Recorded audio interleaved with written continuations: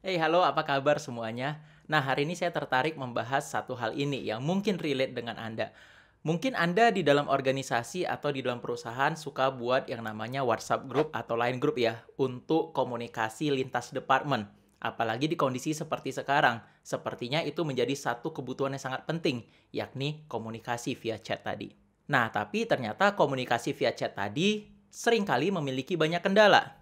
Contoh kendala yang selalu saya hadapi adalah mungkin saya pernah melakukan sebuah diskusi minggu lalu, tetapi ternyata kok minggu ini pertanyaan yang sama juga ditanyakan kembali ya? Atau ketika kita mau coba follow up sebuah pekerjaan, tetapi kemudian kita bingung, waduh, chatnya ini di mana ya? Malah ketimpa dengan bercandaan lagi.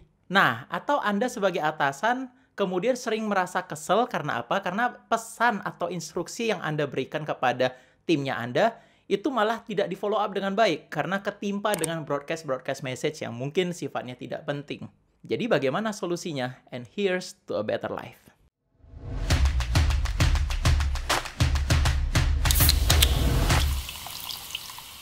Nah, jadi saya akan mencoba memberikan sebuah solusi, sebuah tools yang sudah saya gunakan sejak 2020. Sebenarnya saya sudah gunakan ini dari tahun 2016 atau 2017 ya. Tetapi karena pada waktu itu kita masih ngantor seperti biasa dan kemudian komunikasinya bisa saya gantikan dengan sticky notes yang saya tempel-tempel. Jadi saya kemudian kembali nih ke menggunakan yang namanya WhatsApp group dan juga Line group. Dan ditambah lagi mungkin teman-teman belum pada terbiasa untuk pindah ke tools tersebut. Nah, tetapi makin ke sini saya makin sadar bahwa komunikasi chat tersebut sangat perlu untuk diorganisir dengan baik supaya dapat meningkatkan produktivitas tentunya. Karena seringkali banyak kerjaan yang kemudian ke-skip karena apa? Karena broadcast-broadcast seperti salam sehat, tips, dan seterusnya. Atau mungkin pesan-pesan kita itu ketimpa dengan pesan-pesan dari departemen-departemen lain.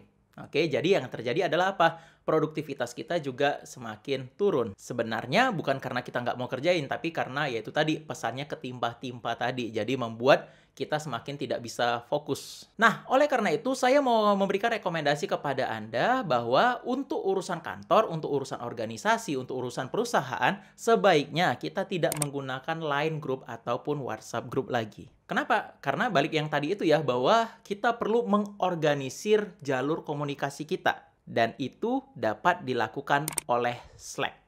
Slack itu adalah salah satu tools untuk chatting, tetapi kelebihannya dibanding yang tadi itu adalah dia bisa mengorganisir percakapan kita sehingga lebih rapi.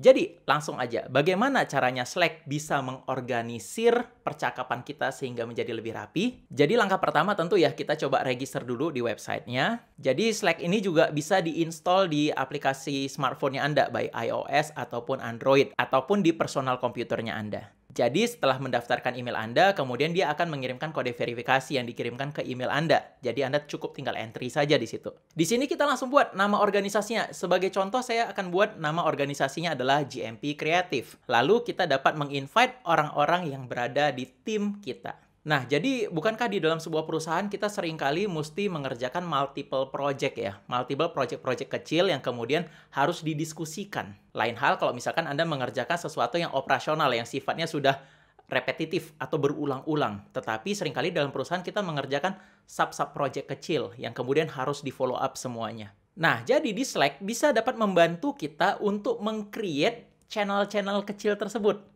Jadi kita bisa membahas sub-sub pekerjaan secara detail dan melakukan follow up terhadap topik tersebut. Dan kita bisa memberikan sebuah rules atau aturan kepada tim kita bahwa tidak dibenarkan membahas hal lain di luar topik tersebut. Kalau nanti mau membahas hal lain, itu bisa dibuat di topik yang namanya general atau mungkin random. Sehingga komunikasi kita dapat terorganisir dengan baik. Jadi kalau misalkan kita mau mencari satu isu, ya kita tinggal klik saja channel tersebut. Kemudian kita bisa mendapatkan kemarin kita bahas sampai mana ya? Sudah sejauh mana ya? Kira-kira seperti itu. Nah, sebagai contoh di sini saya akan membuat sebuah project yang namanya Basic Coding Class. Sebuah kelas untuk mengajarkan para mahasiswa untuk coding. Jadi tinggal kita buat channelnya saja. Jadi pembicaraan yang ada pada channel tersebut spesifik hanya membahas persiapan Basic Coding Class. Nah, kemudian ada project kecil lainnya di mana kita sedang mengelola atau sedang mempersiapkan sebuah event kompetisi nasional. Jadi kita cukup meng-create channel untuk kompetisi nasional tersebut supaya pembahasannya bisa berada di situ juga. Nah, contoh berikutnya ini adalah ketika kita mesti melakukan sebuah project di mana melibatkan orang lain yang berada di luar organisasi kita. Jadi kita tinggal melakukan invite saja mereka secara personal sehingga orang yang berada di dalam channel tersebut orangnya spesifik saja. Dengan implementasi hal seperti ini, mudah-mudahan kita sudah semakin mengerti bahwa jalur komunikasi kita sudah semakin rapi dengan ini. Nah, jadi untuk diskusi-diskusi yang sifatnya umum, mungkin kita bisa lemparkan di jalur general. Atau untuk kondisi-kondisi yang sangat random ya, tidak ada di dalam bagian pekerjaan bahkan, bisa kita taruh di channel random. Dengan demikian, orang-orang yang berada di dalam grup Slack kita itu kemudian bisa dengan mudah memfollow up berbagai isu atau berbagai project yang ada di dalam suatu organisasi atau di dalam sebuah perusahaan. Dan harapannya tentu akan memudahkan kita untuk berdiskusi satu dengan yang lain. Nah, yang membuat saya menarik adalah ternyata di Slack ini dia dapat terintegrasi dengan lintas platform. Seperti bisa terintegrasi dengan video conference tool seperti Zoom dan juga Webex. Bisa terintegrasi dengan email, Outlook dan juga Gmail. Bisa terintegrasi dengan tools manajemen proyek seperti Trello ataupun Asana. Bisa terintegrasi juga dengan Google Calendar. Jadi kalau kita mau janjian dengan teman kita tinggal buat invitation-nya via di situ ya.